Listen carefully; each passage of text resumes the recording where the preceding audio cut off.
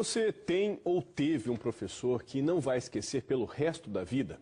Aquele mestre que todo mundo gosta, que deu bons exemplos? E quais seriam as características de um bom professor? Quem responde pra gente é o educador e psicólogo Marcos Meyer. Bom dia, Marcos. Bom dia, Soler. Bom dia, Gisele. Bom, a gente está falando de uma profissão que certamente marca a vida de todos nós, né? Nem sempre para o bem, né? Mas a gente lembra das broncas que levava e tal. Eu vou começar por aí, essa questão das broncas, né? É normal o professor dar broncas e a família tem que entender isso de uma maneira adequada? Claro que isso tem limites. É normal e é importante que o professor saiba da bronca.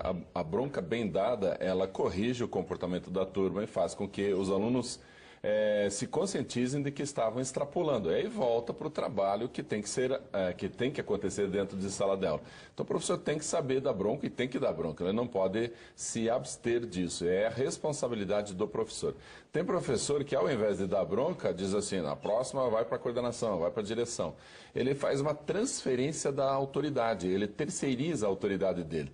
É justamente esse professor que tira aluno da sala de aula, é o que mais vai tirar, porque ele não consegue manter a disciplina dentro de sala de aula, porque, claro, está cada vez mais difícil, justamente porque a criançada está chegando em sala de aula hoje sem os bons modos, né? Não respeita o colega, não respeita nem o professor, então está muito difícil dar aula.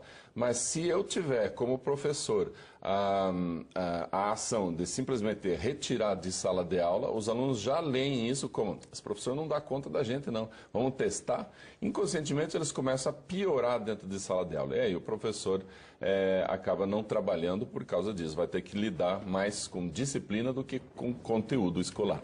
Agora, eu sempre tive um pouco de dificuldade em matemática, até que tive uma professora que era querida, brincalhona, amiga, genial, e eu tirei vários 10 em matemática, que era meio raro.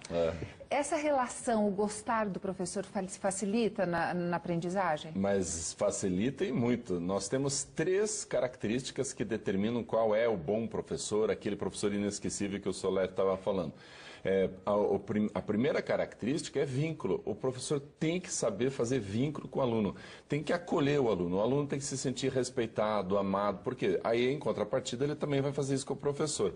Então, a primeira grande característica é gostar do aluno e o aluno gostar do professor, construção de vínculo.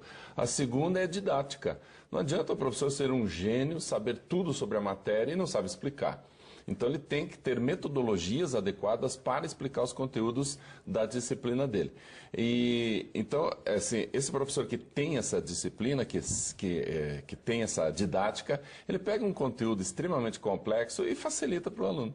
E aí o terceiro é o exercício da autoridade. O professor tem que ser autoridade dentro de sala de aula para conduzir então a disciplina. Então o professor que tem essas 3 características nele, a gente vai perceber: nossa, esse professor é bom mesmo, esse cara, com ele eu aprendo e eu gosto da matéria, como você disse. Não tem só aquela coisa do professor que quer ser amiguinho, vamos dizer, da turma, fala a linguagem do jovem, quer falar, às vezes, palavrão, vamos dizer assim, ou termos que não se adequam a uma sala de aula, nem sempre.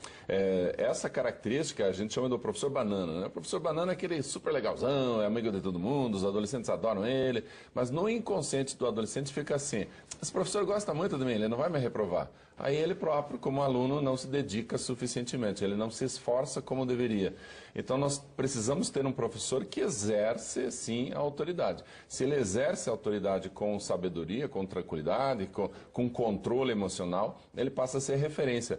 Aquele professor que estoura, grita dentro de sala de aula, perde as estribeiras, né? Esse professor, ele é visto como alguém que não é referência emocional. Aí o aluno nem liga para ele, não gosta desse professor. Mesmo que esse professor, em outro momento, seja super queridão e tal. Tem que exercer autoridade.